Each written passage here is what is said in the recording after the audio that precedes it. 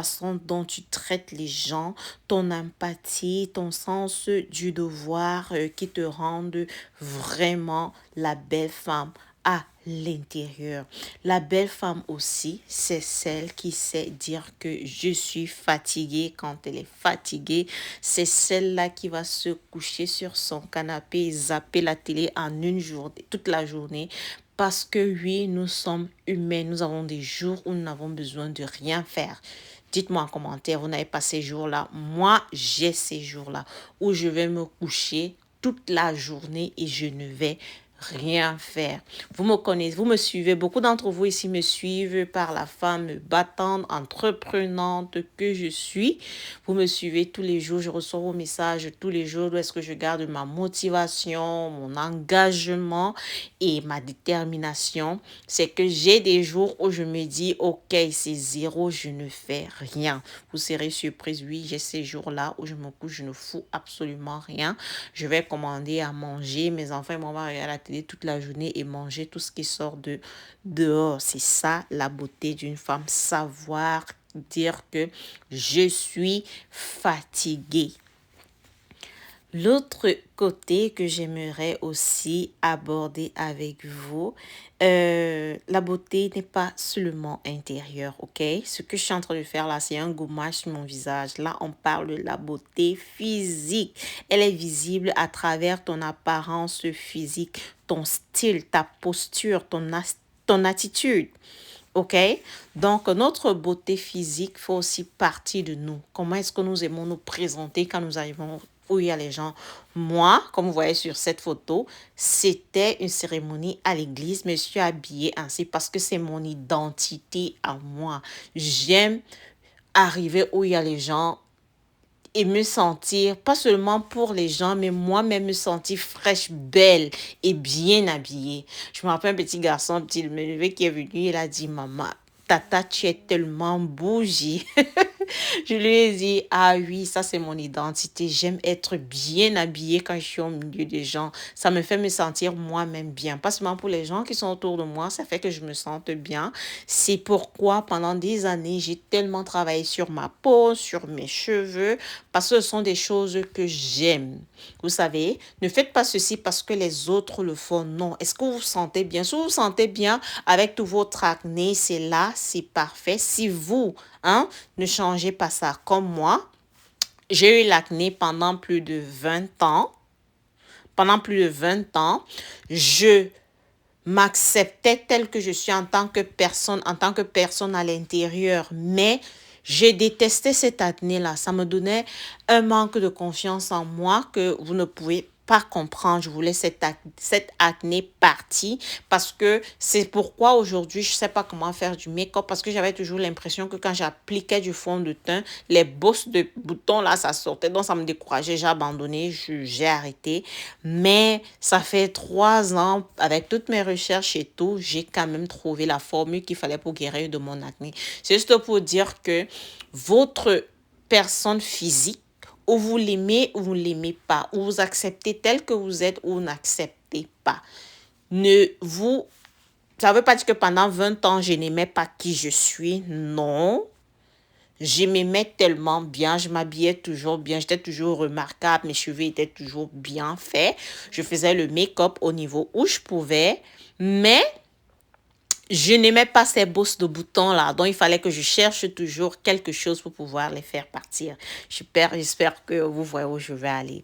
Donc c'est ça aussi notre identité, notre personne physique. Je suis une personne qui aime les couleurs. Quand vous allez me voir quelque part, j'aurai toujours des couleurs sur moi, toujours remarqué.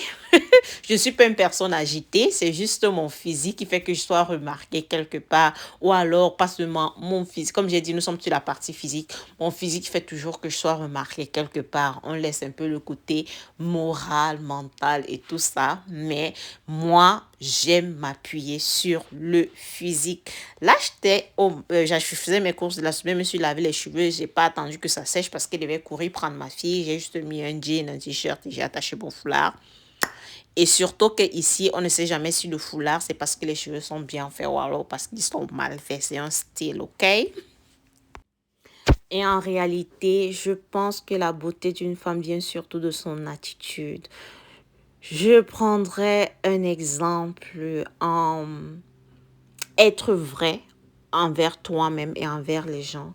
C'est une attitude à prendre. Je pense que c'est quelque chose qui m'a toujours réussi depuis des années. Beaucoup d'entre vous me suivent parce qu'elles m'ont toujours dit que j'étais une personne vraie. Pour dire tout, dans un monde obsédé par les apparences, il est essentiel de se rappeler que la beauté va bien au-delà de l'extérieur. Les femmes sont souvent soumises à des normes de beauté inatteignables, mais la véritable essence de leur beauté réside dans leur caractère unique et leur individualité. C'est pour dire qu'aucune femme n'est plus belle que l'autre. Ok, la beauté d'une femme ne se limite pas à son apparence physique, mais se manifeste également dans sa propre force intérieure, sa compassion, sa confiance en soi et sa capacité à inspirer les autres. C'est cette beauté intérieure qui lui donne une radiance et une présence unique. Dans mes sœurettes, la beauté est un concept vraiment complexe qui va bien au-delà de l'apparence. Elle est authentique, elle émane de l'intérieur et se reflète dans la manière dont une femme traite les autres, sa confiance en elle et son attitude positive envers la vie. Nous sommes tellement nombreuses à être négatives dans la vie. C'est vrai, les circonstances de la vie aussi ne nous fait pas de cadeaux, ok? Nous subissons tellement de choses dans le monde là-dehors que faisons l'effort de subir, de nous procurer nous-mêmes cette positivité. Tu te places devant ton miroir le matin, première chose. Qualifie-toi de belle, de radieuse. Donne-toi tous les qualificatifs que tu pourrais donner à une autre femme parce que nous sommes championnes là-dessus. Tu vas sortir, tu vas voir une femme bien habillée, tu vas dire, oh my God, elle est belle, elle est bien coiffée, elle est jolie, elle est tout. Tu te limites à cette attitude physique, mais j'aimerais que toi-même, tu apprécies cette femme que tu es devant le miroir le matin. Je te place devant ton miroir et tu te dis, peut-être ton prénom c'est Nicole, tu dis, oh Nicole, tu es tellement belle, tu es joyeuse, tu es gentille, toutes les caractéristiques d'une belle femme que vous pouvez avoir. Tu peux dire tu es intègre, tu es engagé, tu es motivé, tu es la meilleure maman du monde, tu es la meilleure amie du monde, tu es la meilleure sœur du monde, tu es la meilleure épouse du monde. Donne-toi ces qualificatifs. Tu vas voir que afin de te dire ces choses tous les jours, ça va devenir une routine de positivité dans ta vie que les choses, tu vas voir les choses différemment.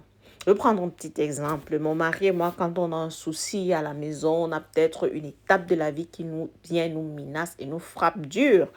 Il me voit, je suis toute calme. Un jour, il me dit, j'aimerais tellement être comme toi. C'est comme si les problèmes ne te touchent pas. Je lui ai répondu un jour, je lui ai dit, qu'est-ce que je dois faire? Je dois casser les plats, je dois casser la maison, je dois tout renverser.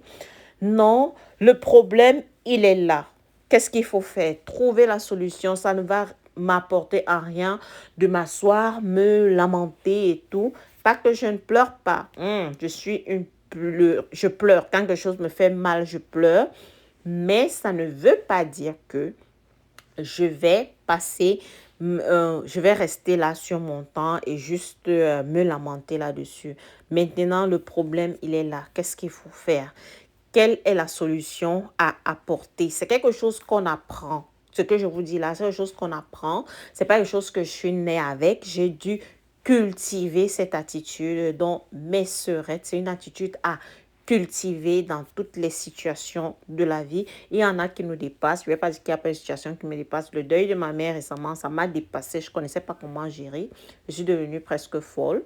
Mais dans d'autres cas de situation, les étapes de la vie et les choses qui nous arrivent dans la vie, sachant toujours que le fait de nous asseoir et nous lamenter là-dessus, ça ne va pas nous apporter ce qu'il faut, ça ne va pas nous permettre d'évoluer, ça ne va pas nous apporter la solution au problème, mais de s'asseoir et dire, OK, c'est arrivé maintenant, qu'est-ce qu'il faut faire pour résoudre ce problème?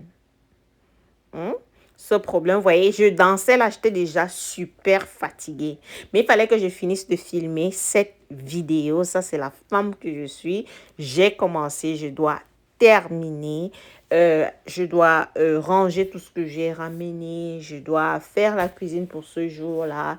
Je devais faire les fleurs. Là, je vais vous parler de ces fleurs. C'est vrai, ça n'entre pas. C'est un petit truc que je me suis dit qu'il faudrait que je vous parle de ça.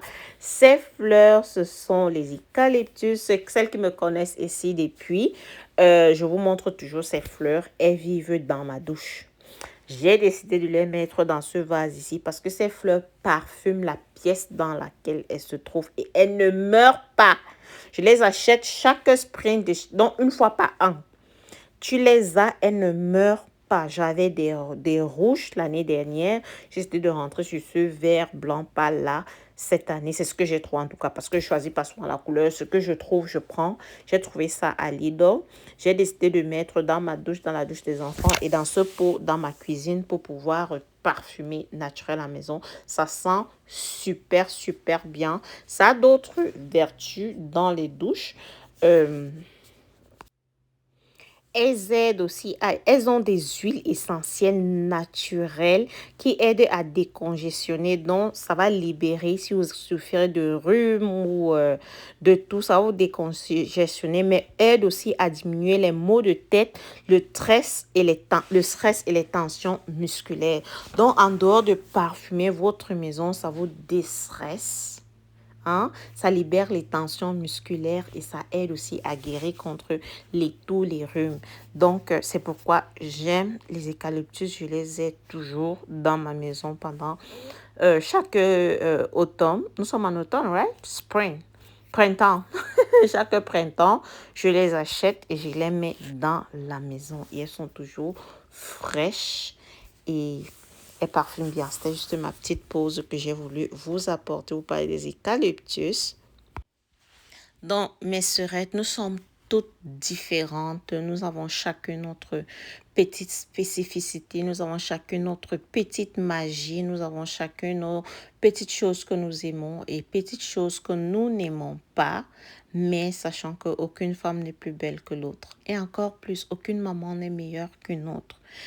Nous avons juste chacune nos hauts et nos bas. Et du moment où nous disons que nous sommes la plus belle femme au monde, nous disons que nous sommes la meilleure des mamans au monde,